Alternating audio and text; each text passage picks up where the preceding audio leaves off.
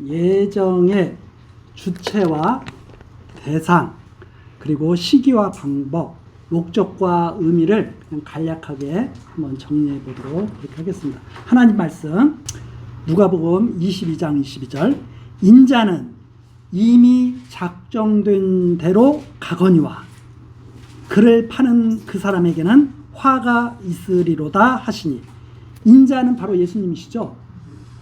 이미 작정된 대로 가거니와 그를 파는 자, 가로 유다죠. 화가 있을 것이다. 이것이 바로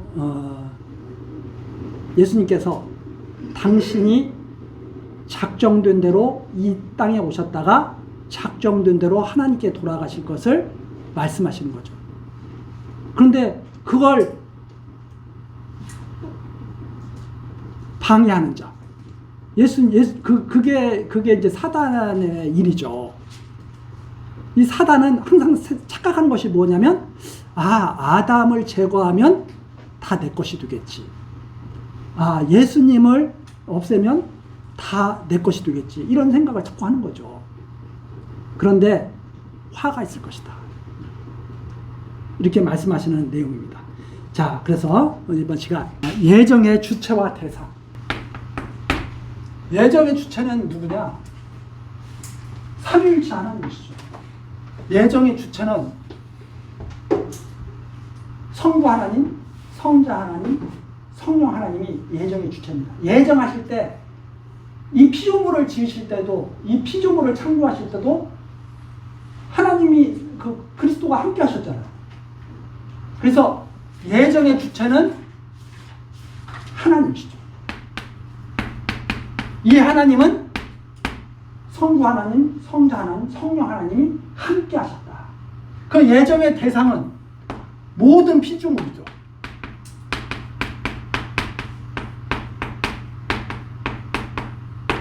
이 지구가 이렇게 공전자전하는 것도 하나님의 작정과 예정 섭리 속에서 일어나는 우주 현상이죠. 자, 그런데 여기서 한 가지 중요한 것은, 성자 하나님이 예정의 주체이시면서 영원전에 계셨던 그분이 함께 작정하시고 예정하시면서 당신이 또한 예정의 대상이 되는 거죠. 왜? 인간의 몸을 입고 오신, 그래서 이분은 하나님이시면서 참 인간이다 하는 것이, 참 인간이라면 예정의 대상자에 들어가야 되는 거죠. 그래서 인자는 작정된 대로 가거니와. 그런데 왜 사단도 만들어 놓으시고, 왜 사단도 만들어 놓으시고 가로 유다도 만들어 놓으셨느냐? 사단은 영적 존재잖아요. 모든 피조물, 옛뱀이 가장 하나님이 지으신 짐승 중에 가장 강교하더라, 이렇게 나오지 않습니까? 그게 잠언 16장 4절, 우리 잘 아는 말씀이죠. 한번 가서 보시겠습니다. 자, 여호와께서 온갖 것은 다른 말로 말해서 모든 것을 그 쓰임에 적당하게 지으셨나니 하나님께서 쓰시려고 작정하시고 예정하신 대로 다 지어놓으셨다. 악인도 악한 날에 적당하게 하셨느니라, 이거죠. 악인도 악한 날에 적당하게 하셨다.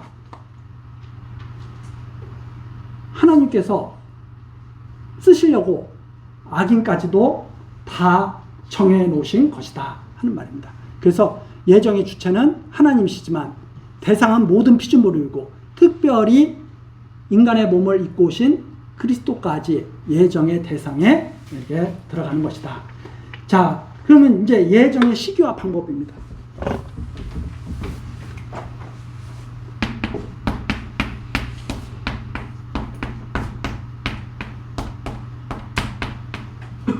예정의 시기와 방법. 언제? 이미 아시죠? 예정의 시기. 영원전. 근데 여기에서 뭐 전택설 있고 후택설 있고 그렇습니다. 그런데 이 전택설도 그렇고 후택설도 그렇고, 전택설이 뭐냐면, 인간의 타락과 예정이 이렇게 있을 때 하나님께서 예정을 먼저 하시고 타락을 작정하셨다. 그러니까 예정을 먼저 생각하시고 타락을 작정하셨다. 전택설이에요. 후택설은 반대예요. 타락을 생각하신 다음에 예정을 생각하셨다는 거예요. 타락하면 내가 이렇게 해야 되겠다. 그런데 공통점은 뭐냐면 다 영원 전이라는 사실이에요. 예정론은 전택설과 후택설이 있습니다. 시기. 그냥 지금은 너무 시간이 없기 때문에 이렇게 알아두십시오. 후택설이 있습니다. 예정을 먼저 생각하셨느냐, 타락을 먼저 생각하셨느냐. 예정을 먼저 생각하셨다 주장하는 사람들은 전택설자. 타락을 먼저 생각하셨다고 생각하는 사람은 후택설자인데, 중요한 것은 이게 다 영원전이라는 사실이에요. 영원전에 하셨다. 그런데 뭐 조금 더 첨언을 하자면, 학자들 사이에서는 뭐가 더 지지를 받느냐? 이 지지를 받습니다. 타락을 먼저 생각하시고 예정하셨다. 이 지지를 받는데, 이 후택설자들이 그렇다고 해서 자기들이 절대적으로 맞다 이렇게 하진 않아요. 내가 맞을 거야. 너의 생각도 인정을 해줄게. 이런 느낌이에요. 그러나 대세가 이걸 따르는 경우가 많이 있었다. 학자들이. 전택설자들은 약간 후택설자 주장하는 자들보다 소수다. 이렇게 생각을 합니다. 그러나 중요한 것은 이게 다 영원한 전에 작정하신 것이다. 이 뜻이에요. 그러면 저한테 물어보신다면 목사님은 어느 쪽을 지지하십니까? 물어보면 저는 전택설자예요. 왜냐? 먼저 사람을 생각하시고 어떻게 만드실 것을 생각하시지, 어떻게 하실 것을 생각하시고 사람을 만들지는 않는다. 그런 뜻입니다. 그냥 참고로. 우리 목사님은 이 후택설이 지금까지 이 후택설이 조금 우세한 쪽에 있지만, 우리 목사님은 이걸 더 지지하는 성향을 갖고 있구나, 이렇게 생각하시면 되죠. 그러나 중요한 것은 아닙니다. 아니, 영원전에 있는 일을 가지고 싸워보면 무슨 싸움 필요해요? 인간들이 만들어지기 전에 하나님이 하신 일을 가지고 싸울 필요 있어요? 그렇게 중요한 문제는 아닙니다. 다만 하나님의 절대 주권을 저는 앞세우기 때문에 전택설을 더 지지한다. 이렇게 정리를 하고 있습니다. 자, 예정의 방법은, 시기와 방법. 시기는 그래서 영원처. 시기는 영원처. 방법은 선택과 유기. 방법은 선택과 유기죠. 구원하시기로 하시고 멸망하기로 정해놓으셨다. 구원하시기로 정해놓으시고 멸망하기로 정해놓으셨는데, 처음부터 택자와 불택자로 지어졌음을 밝혀주고 있다. 하나만 참고로 해서 베드로 전서 가서 한번 잠깐 보실까요? 2장 8절입니다. 또한 부딪히는 돌과 거치는 반석이 되었다 하니라. 저희가 말씀을 순종치 아니함으로 넘어지나니. 자, 말씀을 순종치 아니하는 자들이 넘어지죠. 왜 말씀을 순종치 아니하고 넘어질까? 이는 저희를 그렇게 정하신 것이다. 그냥 뭐 많이 있지만 아까 했잖아요. 온갖 것을, 악한 것도 적당한 때에 쓰시려고 다 지어놓으셨다. 이거죠. 자, 그래서 그렇게 정리를 하시면 될 것 같고, 그 다음에 이제 세 번째로 뭐예요? 예정의 목적과 의미.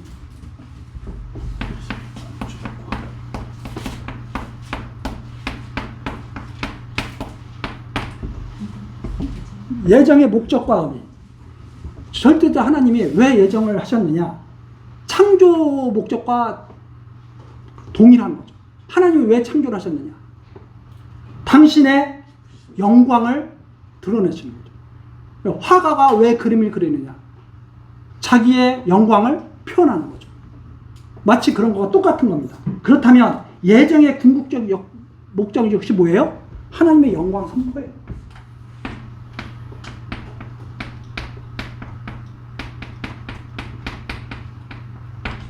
내가 전능한 하나님, 절대적 권능을 가지고 우주 만물을 주관하는 하나님이라는 사실을 드러내시려는 거예요.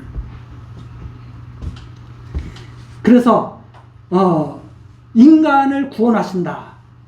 이것은 인간의 어떤 조건, 행복하게 하고, 인간을 행복하게 하고, 어떤 인간의 그 조건을 보고, 이러기 위한 섭리가 아니라, 하나님의 절대적 주권에 의한 구원 섭리를 드러내심으로 말미암아서 선택을 하시기도 하고, 버리시기도 하시는 것이다. 이런 말입니다. 그래서, 그 유기의 목적, 이런 것도 똑같은 거죠. 왜 버리시느냐? 버리심으로 하나님의 영광을 선포하시는 거예요. 그래서 선택하심으로 하나님의 영광을 선포하시고, 버리심으로 하나님의 영광을 선포하시는 거죠. 내가 주권자야. 내가 내 기뻐하는 뜻대로 우주 만물을 창조했어. 내가 그리고 이걸 다 다스려. 그걸 보여주는 것이 무엇인가 하면 선택과 유기로 섭리하시는 것이다. 자, 그렇기 때문에 하나님께 유기된 자가 하나님의 영광을 나타내는 거예요? 아니면 하나님의 영광을 못 나타내게 하는 거예요? 가룟 유다도 버림받아서 하나님의 영광을 선포하는 일에 쓰인 거예요. 사단도 악한 일에 쓰이지만 그렇게 함으로 해서 하나님의 영광을 선포하는 악역으로 쓰여진 거다 이 말입니다. 자, 예를 들어서 영화가 있어요. 주인공이 있고 악인이 나오죠. 주인공은 나중에 승리해야 되죠. 잘 돼야 되죠. 악인은 어떻게 해야 돼요? 망해야 되죠. 그러므로 해서 그 작품이 영광스럽게 되는 거죠. 그 작품을 만든 작가가 영광을 받는 거죠. 감독이 영광을 받는 거죠. 그래서 영화에는 항상 갈등이 있죠. 갈등을 해결하면서 카타르시스가 나타나게 되죠. 마치 그런 거가 방불한 겁니다. 그래서 악인이라고 해서 하나님의 영광을 방해하는 것이 아니라 하나님의 영광을 드러내는 것이다. 그래서 유기된 자도 하나님의 영광을 드러내는 것이다 이 말입니다. 자, 그런데 중요한 것은 또 하나 있어요. 불필요한 것을 하나님이 만들어 놓으실까요? 자, 우리 인간이 집을 짓는다고 생각을 해보세요. 집을 짓는데 불필요한 거 만들어놔요? 방해되는 거 만들어. 내가 사는데 방해되는 걸 막 만들어.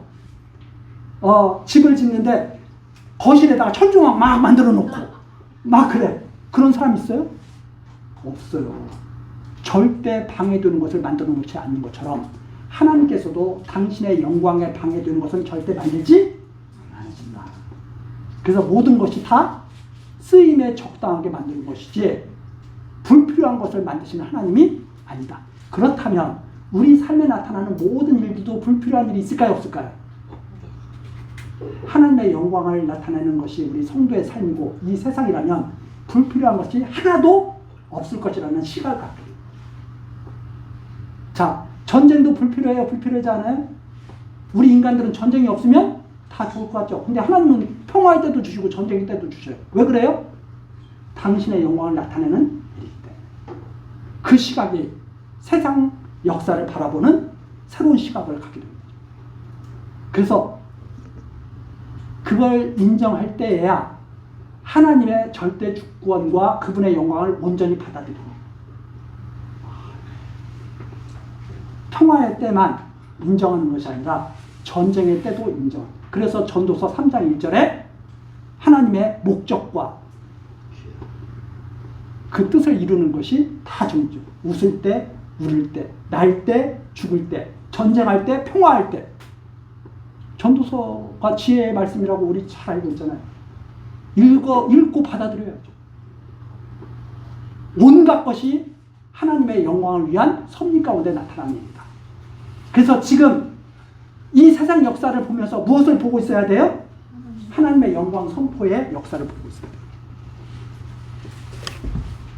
자, 그렇게 정리합니다. 자, 그래서 정리를 한다면 인간의 조건과 상관없는 선택과 유기, 인간의 조건과 상관없는 선택과 유기는 하나님의 절대 주권적 영광을 나타내시는 목적이 나타내시려는 목적이 있다. 이렇게 정리를 할 수가 있습니다. 자, 웨스터민스터 신앙고백서 4장 처음에 보면 이런 말씀이 나와 있습니다. 웨스터민스터 신앙고백, 이제 이 기독교 그 교리를 이렇게 가르치는 분들이 이런 걸 이제 잘 가르치기도 하는데, 정말 제대로 이해하면 그냥 예정론을 알면 다 그냥 받아들일 수 있는 내용이에요. 보면 이렇게 기록을 해놨습니다. 하나님, 성부, 성자, 성령은 자기의 영원한 권능, 지혜, 선의 영광의 현현을 위하여 유영, 무영의 세계와 만물을 6일 동안에 모두 심히 선하게 무로부터 창조, 혹 제조하여 내기를 기뻐하셨다. 즉 무슨 뜻이냐면, 세상을 창조하신 목적은 당신이 무슨 영광을 받으시기 위해서 창조하신 것도 아니고, 인간의 행복을 위해서 창조하신 것도 아니고, 오직 그분의 절대 주권적 영광을 나타내시려고 창조하시고 모든 것을 다 정해놓으셨다, 이런 뜻입니다. 그러면 인간의 행복은 뭐냐? 그분의 이 영광을 보면서 박수치는 게 인간의 행복이에요. 마치 무엇과 똑같으면, 내가 좋아하는 연예인이 나와서 노래를 불렀어요? 가수가 나와서 노래를 불렀어요? 그거 보고 박수치면서 행복하는 것이 인간의 행복이에요. 그걸 알면, 그렇죠? 그래서 이 인간의 행복이라는 것은 부수적으로 따라오는 그런 열매들이지, 이것이 목적이 아니다. 그래서 우리가 하나님을 바르게 할 때 진정한 행복의 삶을 누릴 수가 있다. 이렇게 정리를 할 수가 있습니다. 자, 다시 한번 말씀드리면, 피조물이 하나님께 영광 돌리는 것은 목적의 성취가 아니라 결과에 따라오는 부수적인 열매다. 인간의 행복도 마찬가지다. 하나님께 은혜의 영광을 찬송한다. 이것이 우리 인간에게는 나타나는 일이지만, 그것은 하나님의 주권적 영광을 깨닫고 이해할 때 나타나는 그러한 열매인 것이다. 이렇게 정리를 할 수가 있습니다. 자, 그래서 예수님께서 창조하시고 마지막에 다시 오시리라, 이렇게 해서 끝나는 거예요. 하나님 처음부터 끝까지가 바로 하나님의 절대 주권적인 작정, 예정, 섭리로 결정되어 있는 것이다. 장차 오시리라. 요한복음에 장차 오시리라. 주여 어서 오시옵소서. 하나님의 뜻대로.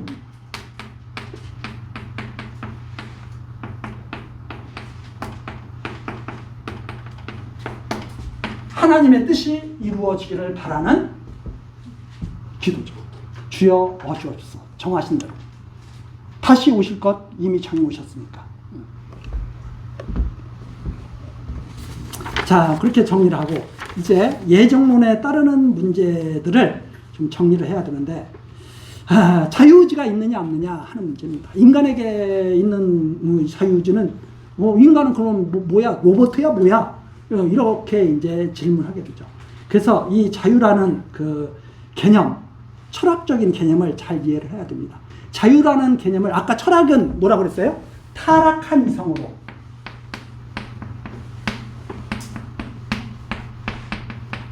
타락한 세계를 바라보면서 정리하는 것이 철학이죠. 이걸 가지고 자유의지를 이해를 하면은 풀리지가 않는다, 이 말입니다. 그러면 하나님의 말씀을 근거로 해서 성령의 도심을 힘입어서 자유와 의지라는 개념을 바르게 이해를 해야 되죠.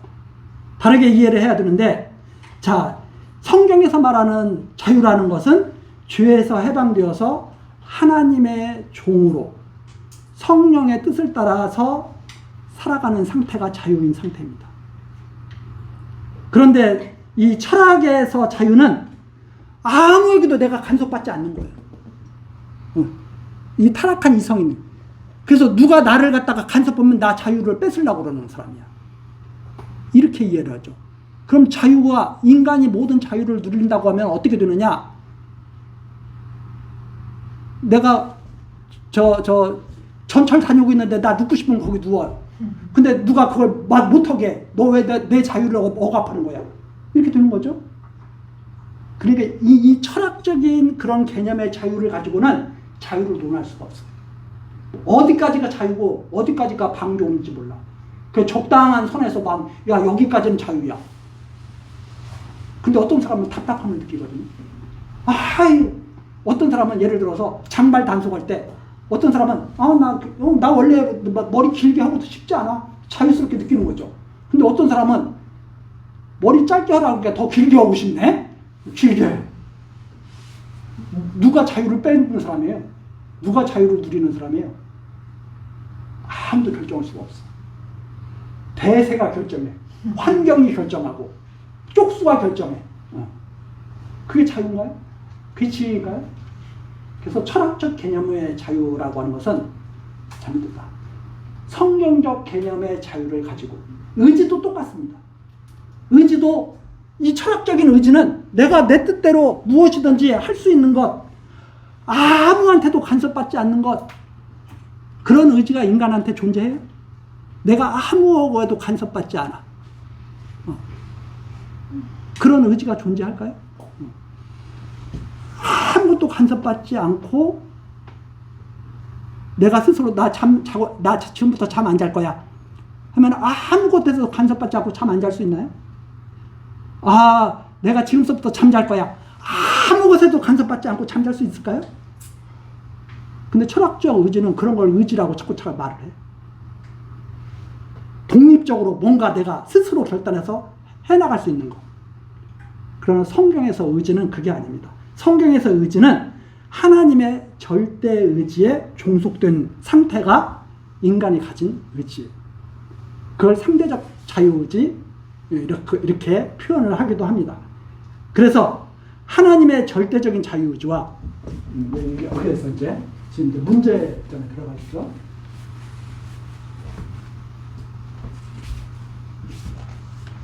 하나님의 절대적인 자유의지.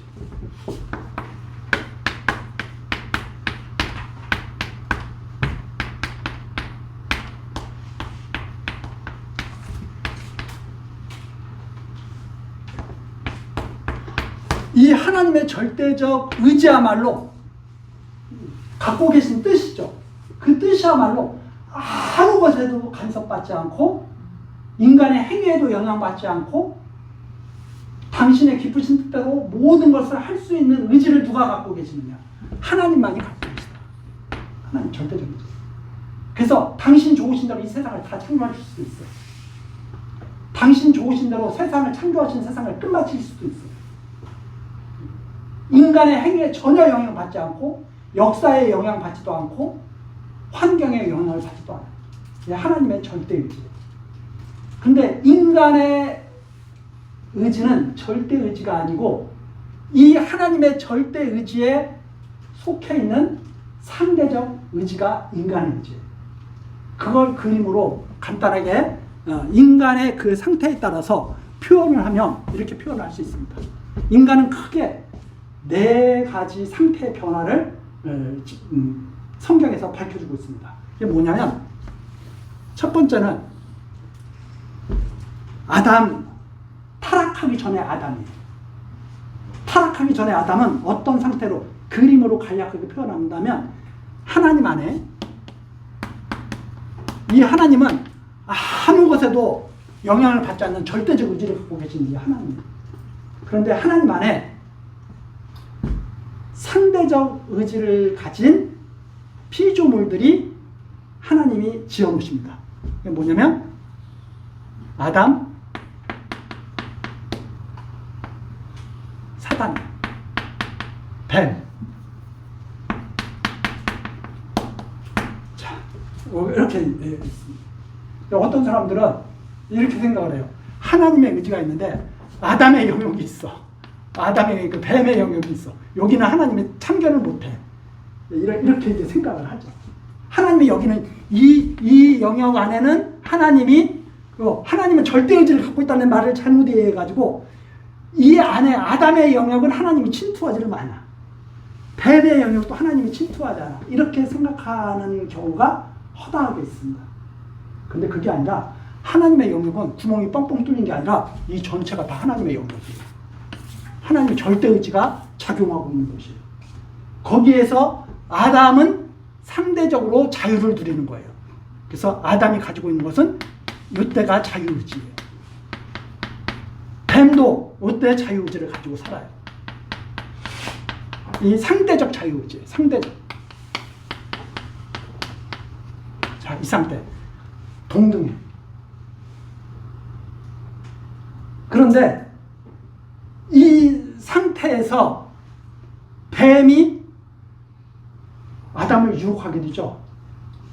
그러면 아담은 지금까지는 하나님과 상대하는 이 하나님 안에서 자유를 누리는 이 아담이었는데 뱀의 유혹을 받아서 타락하게 되면 어떤 상태가 되느냐면 이 상태가 됩니다.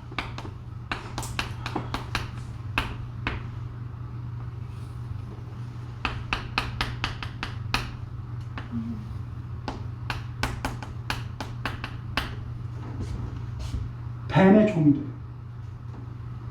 자, 뱀은 하나님 안에서 상대적 자유를 누리고 있지만 아담은 하나님 안에서 상대적 자유를 누리지 못하고 뱀의 종으로서 살아가게 되는 거지. 이게 타락입니다.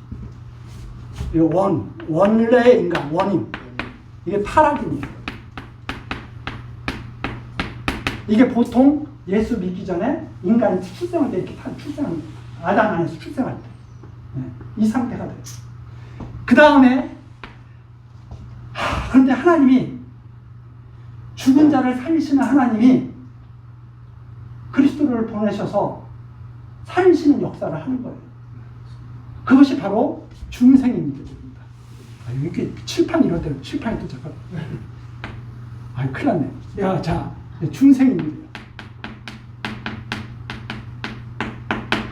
이 중생이 되면 어떤 상태가 되냐면 하나님이 있고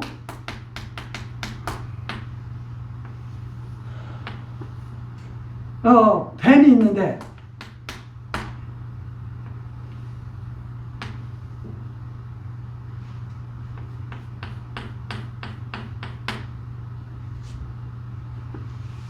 육체는 뱀에게 종살이를 하고 있는데 영으로는 육은 육으로 나는 것이고 영은 영으로 나는 거잖아요.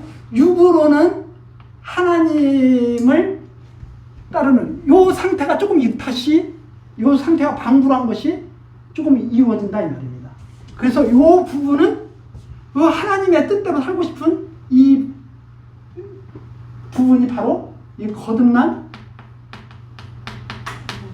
영으로 이렇게 존재하는 것이 바로 중생입니다. 아직 여기에 대한 특성은 제가 아직 정리하고 그 다음에 마지막으로 부활이 있어. 이제 이 상태로 살다가 어느 날 이 뱀을 완전히 벗어나는 날이 오죠. 그것이 바로 부활인의 때가 옵니다. 이 부활인은 어떻게 되느냐? 이 상태로 가는 게 아니에요. 이 상태로 가는 게 아니라 이것은 어떤 상태로 가느냐면 하나님 그리고 이게 이제 둘째 아담 그런 거 생각하시면 이렇게 생각하는 거죠. 이게 이제 아담을 빗대서 말하는 거니까 아담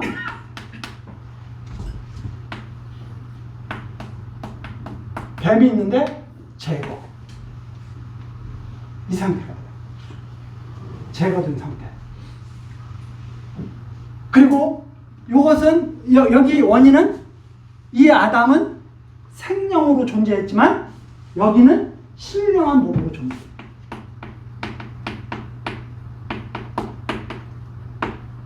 여기는 부부관계를 통해서 생육 번성하지만 여기는 남녀가 없는 몸이에요.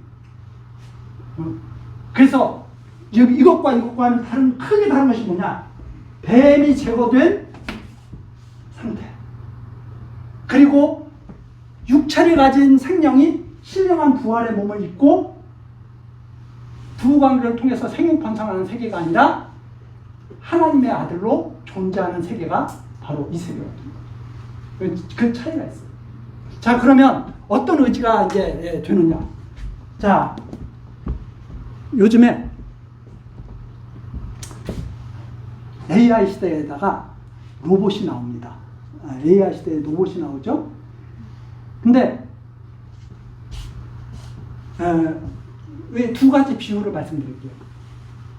하나는 자 상대적 자유의지라는, 여기서 말하는 상대적 자유의지는 뭐냐? 내가 구속을 받고 있다. 누구의 제재를 받고 있다. 이러한 생각을 전혀 못하는 상태가 바로 이 상태입니다. 우리가 이 그림으로 봤을 때 이거 하나님께 제재받고 있는데? 이렇게 생각을 하기가 쉬운데, 이 상태는 어떤 상태냐면, 예를 들자면 이런 상태를 예를 들 수 있어요.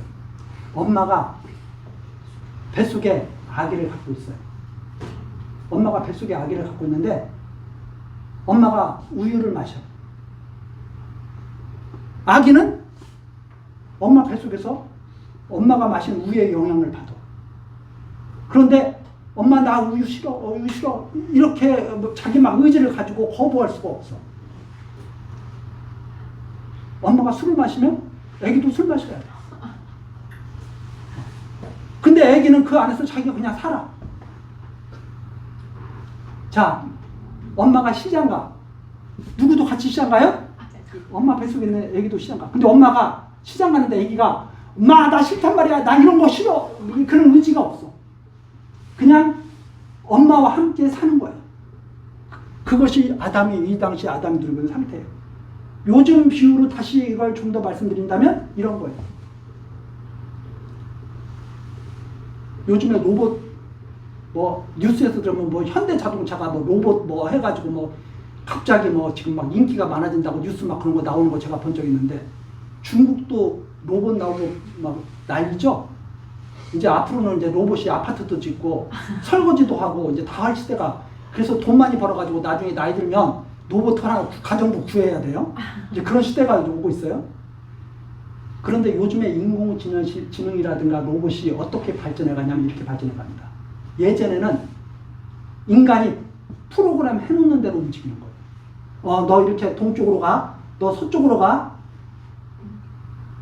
다 프로그램을 해야 돼. 근데 지금 인공지능은 어떤 식으로 나오냐면 추론하는 인공지능이 나옵니다. 결정을 안 해줘, 사람이. 다만 상황에 따라서 너가 알아서 내가 원하는 대로 너가 행동할 수 있도록 추론하는 인공지능. 정답을 정해놓지 않고 너가 한번 생각해봐. 그래서 답해.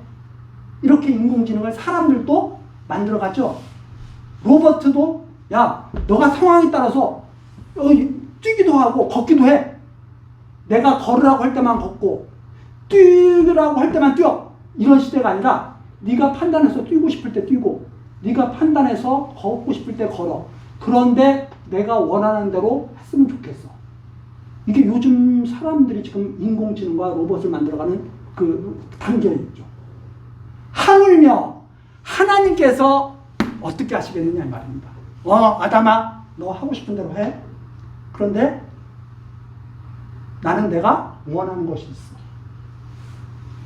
아담은 자기가 하고 싶은 대로 아무런, 옛날에는 사람들이 로봇을 옛날에는 다 조작을 해줘. 오른쪽 화살표, 왼쪽 화살표.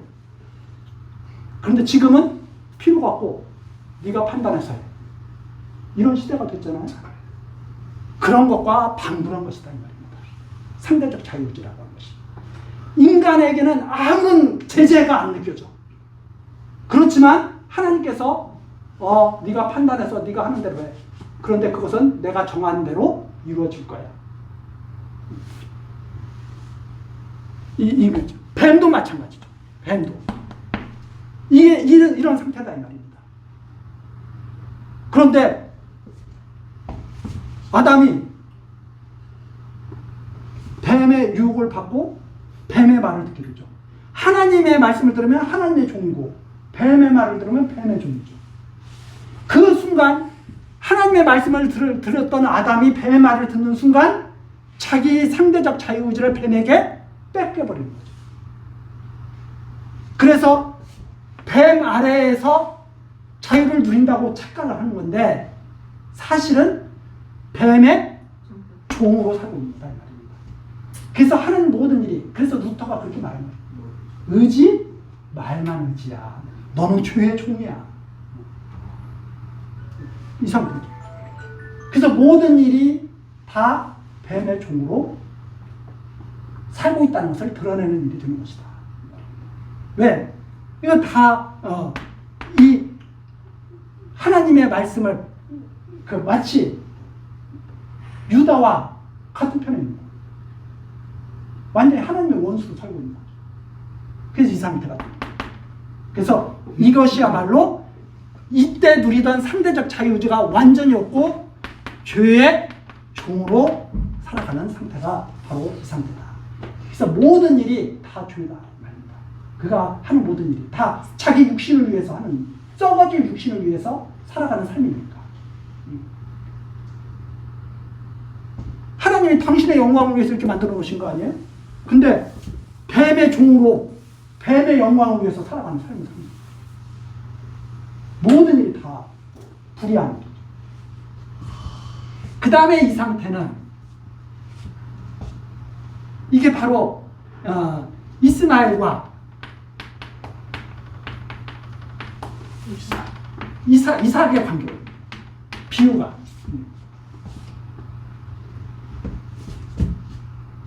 이스마엘이 태어났어요. 이렇게 해서 태어나요. 근데 하나님께서 이런 아들을 주시는 거예요. 하나님이 주시는 아들을 주시는 거예요. 근데 문제는 뭐냐면 이게 먼저 태어났어. 힘이 세. 이삭은 이스마엘에게 항거할 수가 없어. 그런데 이때의 인간은 자기가 죄의 종으로 살고 있는 것을 드디어 깨달아가기 시작해. 아, 나는 하나님의 뜻을 따라 살고 싶은데 내가 왜 자꾸 죄악 속에 빠지지? 드디어 인식을 하기 시작해. 그러면서 바울사도처럼 그러는 거예요. 오라, 나는 공고한 자로다. 아, 내 마음은 하나님을 따르고 싶은데 내 삶은 왜 계속 불의한 삶을 살지? 그러면서 한 법을 딱 깨닫죠. 아, 내 안에 두 가지가 있구나. 내 안에 두 가지가 있구나. 나를 이 공고한 상태에서 구해낼지라도 그래. 이때의 인간은 벗어나기는 했지만, 약간은 벗어나기는 했지만, 거듭난 영이 있어서 벗어나기는 했지만 자기 의지대로 전혀 살 수가 없습니다. 왜 자기 의지대로 살 수 없느냐? 여기는 뱀이 주관하고 있고 여기는 하나님이 주관하고 있는 상태예요. 그래서 이것처럼 돼 있는 것도 아니고 이것처럼 이 부활이처럼 돼 있는 것도 아니에요. 여기서 뱀이 계속 역사를 하고 있어. 한쪽에서. 그런데 더 강하게 역사를 하고 있어. 여기는 미약해. 근데 어떻게 이스마엘이 이삭을 희롱하는데 이스마엘이 이삭을 쳐서 이길 수가 있어요? 누구의 도움이 필요하냐? 사라의 도움이 필요합니다. 하나님이 아니시면 이 상태에서는 나는 죄의 종으로 살 수밖에 없어요. 그래서 내가 하나님 뜻대로 사는 것은 하나님께서 도우실 때 가능하고, 뱀의 이 영역에 강하게 놔두시면 육체의 소욕을 따라서밖에 살 수 없는, 역시 자유의지가 전혀 누릴 수 없는 상태가 이 상태입니다. 여기도 마찬가지고, 여기도 자유의지를 누릴 수가 없는데, 여기는 온전히 죄의 종으로 사는 것이고, 여기는 거듭난 영으로 말미암아 하나님의 역사가 있는 그런 삶이지만 역시 자유의지는 온전히 누리지 못하고 있다. 하나님의 뜻. 그래서 이것을 루터가 이렇게 비유를 합니다. 루터가 뭐라고 그러냐? 인간이 자유의지가 있다고? 아니야. 너에게 하나님이 타면 너는 하나님의 종이 되는 거야. 너에게 사단이 타면, 뱀이 타면 너는 뱀의 종이 되는 거야. 루터가 그렇게 말합니다. 그래서 이 루터의 두 기사로, 인간은 누가 주관하느냐에 따라서 자기가 살게 되는 것이지, 내 의지에 따라서 내가 하나님 뜻으로 가야 되겠다, 내 의지에 따라서 내가 죄악의 길로 빠져야 되겠다, 이렇게 될 수가 없다는 말입니다. 하나님이 타시면 하나님이 원하는 곳으로 가고, 사단이 타면 사단이 원하는 곳으로 간다. 이 상태를 루터가 그렇게 표현하죠. 자, 그러면 이 부활인이 저기죠. 이 부활인은 뭐냐면 이렇게 말을 합니다. 이 부활이는 이 자유의지의 경지와 이 아담의 이 경지와는 전혀 다른 경지예요. 여기 상대의지잖아요. 여기도 마치 상대의지처럼 이렇게 언뜻 보면 느껴지잖아요. 그런데 전혀 다른 차원입니다. 왜 전혀 다른 차원이냐면 아담은 하나님의 말씀을 들을 수도 있고 뱀의 유혹도 받을 수 있는 존재예요. 그래서 의지 결정을 해야 돼. 자기가 의지 결정을 해야 돼. 하나님의 말씀을 따르게 될 것인지 뱀의 말을 유혹을 따라야 될 것인지. 그런 상태에 있는 것이 이 아담이라면 여기에는 뱀이 완전히 제거됩니다. 그래서 누구의 말씀만 들리게 되느냐? 하나님의 말씀만 들리게 되는 그런 상태가 되게 됩니다. 그래서 유혹자가 없는 상태에서 자기 의지를 행할 수가 있어요. 누구의 말씀만 들어서 행할 수 있다는 거예요? 하나님의 말씀만 들어서 행할 수 있는 상태가 됩니다. 누가복음에 보면 그런 비유가 있죠. 아브라함이 거지 나사로, 아브라함 품에 거지 나사로가 딱 앉혀 있는데 부자 나사로가 아브라함을 바라보면서 자기처럼 안 되게 자식들한테 좀 해달라는 거예요. 너와 이 사이는 건널 수 없는 큰 구멍이 있어. 아브라함이 있는 곳은 뱀이 역사할 수 없는 것입니다. 바로 그러한 상태가 바로 이 상태고요. 그 다음 또 하나. 아담은 어떤 상태가 돼서 이렇게 되냐면 탕자처럼 집을 나가는 거예요. 하나님을 떠나는 거예요.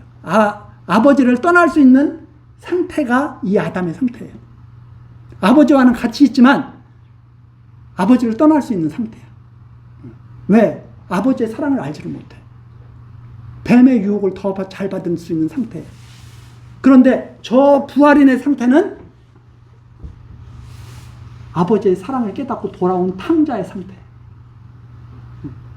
그래서 하나님의 큰 사랑을 깨닫고 의지 결단을 할 수 있는 상태가 저 부활인의 상태다. 이렇게 그 부활인이 가지고 있는 의지 결단을 내리는 상태다. 이렇게 생각하고 있고요. 아담은 영원히 살 수 없는 사람이에요. 왜? 정령 죽으리라. 하나님의 예정이 선포된 상태예요. 영원히 살 수 없어요. 그러나 저 부활인은 이제 영원히 살 수 있는 그러한 상태에서 의지 결단을 할 수가 있는 것이다. 여기는 아버지의 자리를 노릴 수 있는 상태예요. 쉽게 말해서 아버지의 유산을 누릴 수 있는 상태예요. 하나님처럼 되려고 내가 아버지 자리 찾아올 거야. 이런 상태예요. 저기는 아버지의 큰 사랑 안에서 안겨있는 상태예요. 그렇게 차원이 다르다. 자, 결과적으로 우리들이 살아가는 이 세상은 자연, 타락인과 중생인이 지금 섞여 있는 이 세상인데, 타락인과 중생인, 비록 거듭난 영을 가지고 있는 중생인일지라도 이런 아담이 누리던 상대적 자유의지나 부활인이 누리고 있는 이 상대적 자유의지와는 전혀 다른 자유의지가 없는 상태다. 여기는 잠시 잠깐의 자유를 누릴 수 있었지만 여기는 영원한 자유를 누릴 수 있는 상태가 되는 것이다.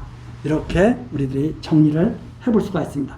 자, 그러면 이제 그 의지는, 인간에 대한 의지는 이런 상태라고 이렇게 말씀을 드렸고, 자유의지에 따르는 그런 문제들이 있습니다. 그런 문제들이 있는데, 인간이, 이게 우리 동양에 숙명론이 있잖아요. 운명론이 있잖아요. 운명론과 예정론이 어떻게 다른가? 예정론은 하나님의 주관자가 있습니다. 아까 우리 주체, 대상 이런 거 다 했잖아요. 하나님이 주관자예요. 목적이 있어요. 하나님의 영광을 선포하는 그 목적이 있어요. 그래서 결과에 있어서도 하나님의 작정 섭리로 하나님의 영광이 선포되는 그런 결과를 갖고 있는 것이 예정론이에요. 그런데 운명론은 뭐냐? 그냥 살다 보니까 사람들이 그냥 얻어지는데 내 뜻대로 안 되는데, 야, 이건 하늘의 뜻인가 봐. 왜 그런지는 몰라. 그러나 이게 하나님의 뜻대로 내가 그냥 살고 있어. 하늘의 뜻. 그래가지고 부적 하나 써붙이면 바뀔 수 있을까? 이런 부질없는 생각도 하면서 숙명, 운명론에 빠져서 자포자기하는 심정으로 살아가게 됩니다. 그런데 이 예정론은 하나님의 절대적 권능 속에서 은혜의 영광을 깨닫고 힘있게 살아갈 수 있는 것이 이 예정론이 되는 것이다. 그래서 그렇게 정리를 간단하게 해볼 수가 있고요. 그 인간의 노력은 필요 없는 것인가? 이게 다 정해놓는데 무슨 노력이 필요해? 인간의 노력은 필요 없는 것인가? 자, 지금까지 뭐라고 말했어요? 의지가 있다 없다.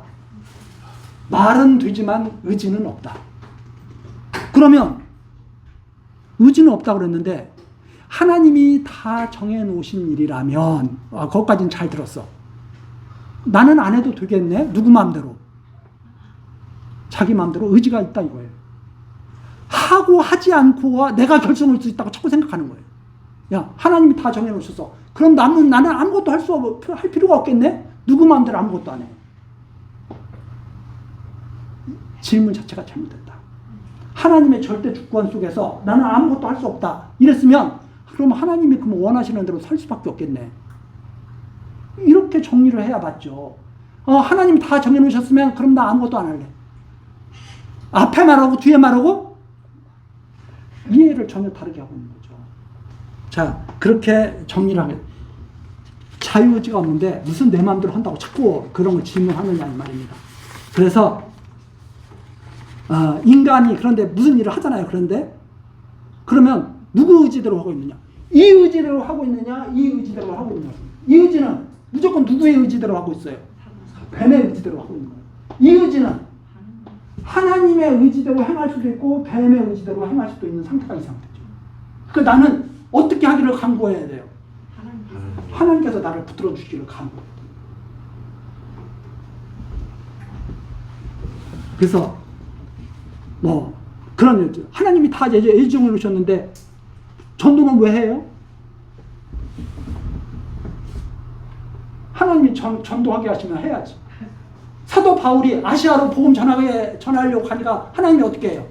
막으시고 어디로 가라 그래요? 마게도냐로 건너가라. 하나님께서 하게 하시는 전도가 된 거죠. 갔더니 들을 사람은 듣고 안 들을 사람은 안 듣더라. 작정하신 자는 다 믿더라. 누구 뜻대로?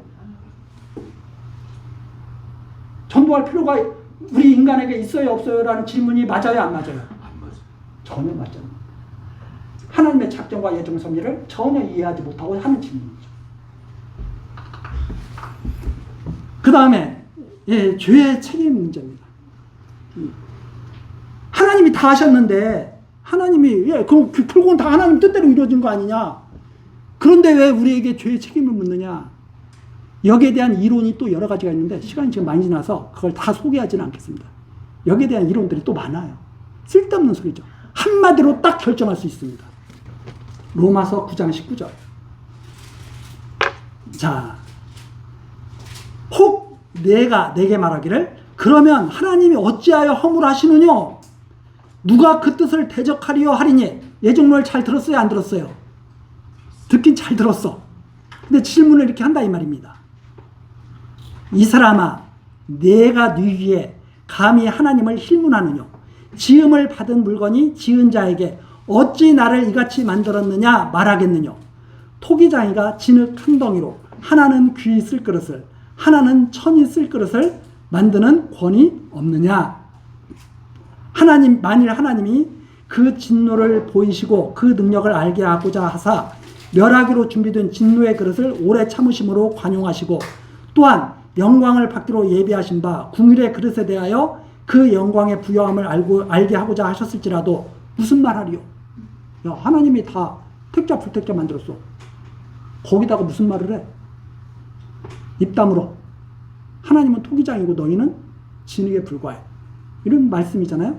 이게 상당히 인간들을 갖다가 무시하는 그런 말씀인 것 같지만 그런 뜻이 아니라 하나님의 절대 주권을 이해하지 못하는 인간의 그 무지에 대해서 책망하는 말씀이죠. 즉 예를 들어서 이 토기니까 자, 이 토기장이가 있어요. 토기장이가 있는데, 토기장이가 어떤 것은 보석함으로 만들어요. 어떤 것은 쓰레기통으로 만들어요. 쓰레기통이 열받는 거야. 너 잘못됐어. 나를 보석함으로 만들어야지. 왜 쓰레기통으로 만들었어? 그렇게 하면서 토기장이한테 덤벼들어요. 그럼 토기장이가 어떻게 하겠어요?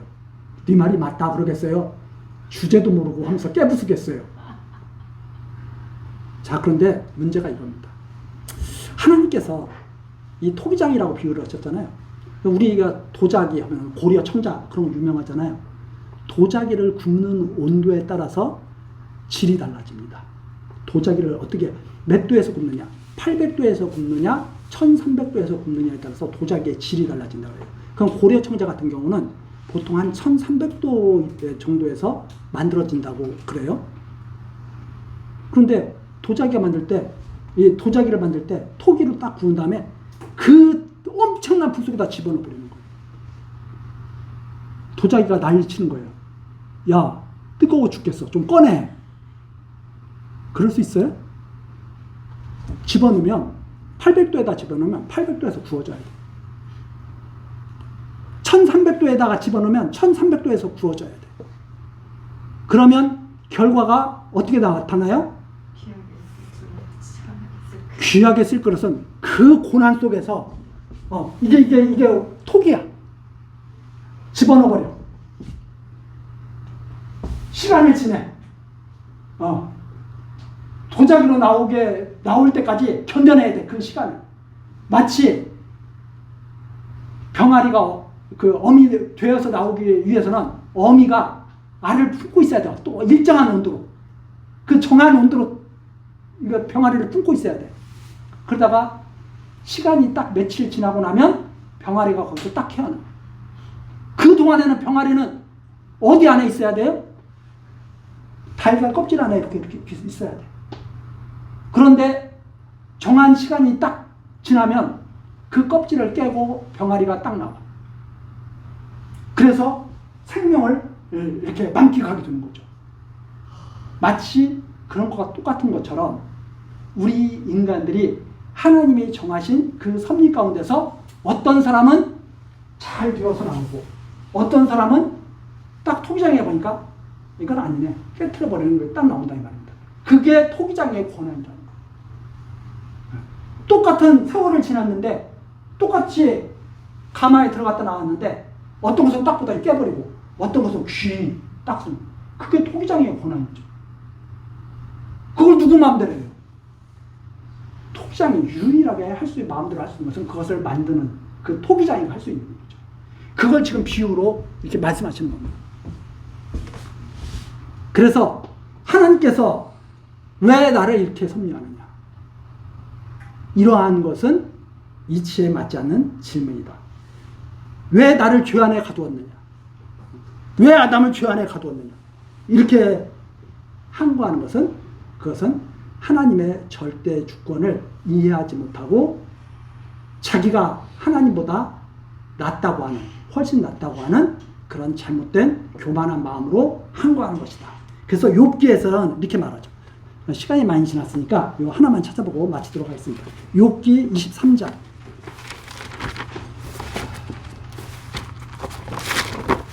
예, 10절입니다. 욥기 23장 10절. 나의 가는 길을 오직 그가 아시나니 그가 나를 단련하신 후에는 내가 정금같이 나오리라. 이것이 왜 이런 방식으로 사람들을 완전케 하시느냐? 이게 사람이 이게 완전한 사람, 부활인이 가장 완전한 사람의 모습 아닙니까? 온전히 하나님을 경외하는 모습이죠. 왜 이렇게 역사하시느냐? 그것은 바로 하나님이 절대 주권자이시면서 영광을 선포하시는 섭리이기 때문에 그런 것이다. 그러면서 욥기의 이 말씀, 나의 가는 길을 오직 그가 아신다. 그가 정해놓으셨다. 그래서 그가 나를 단련하신 후에는 내가 정금같이 나오리라 하고 욥이 고백을 하고 있는 거죠. 이거 뭐 여러 가지 준비할 것이 뭐 진짜 많이 있지만 시간상 다음 주에 또 조금 더 보충할 수 있는 시간을 갖는 것을 한번 조금 소원해 보면서 오늘은 여기까지 하시겠습니다. 기도하시겠습니다. 사랑과 자비가 풍성하신 하나님 아버지, 홀로 모든 영광과 찬송을 받으시옵소서. 오늘 우리들이 교회 설립 19주년 기념 사경회로 함께 모여서 예정론에 대하여 간략하게 정리하는 시간 가졌습니다. 성령으로 강하게 역사하여 주옵소서. 영원전 하나님의 예정으로 택하시고 부르신 우리들을 더욱 겸손하고 지혜롭게 하여 주옵소서. 낮은 자리에서 하나님을 경외하며 세상의 빛과 소금이 되는 깨어있는 신앙생활을 할 수 있도록 우리들을 이끌어 주옵소서. 항상 우리들의 영과 육을 지켜주시는 하나님의 크신 사랑과 은혜에 감사드리오며 예수 그리스도의 이름으로 기도드리옵나이다. 아멘.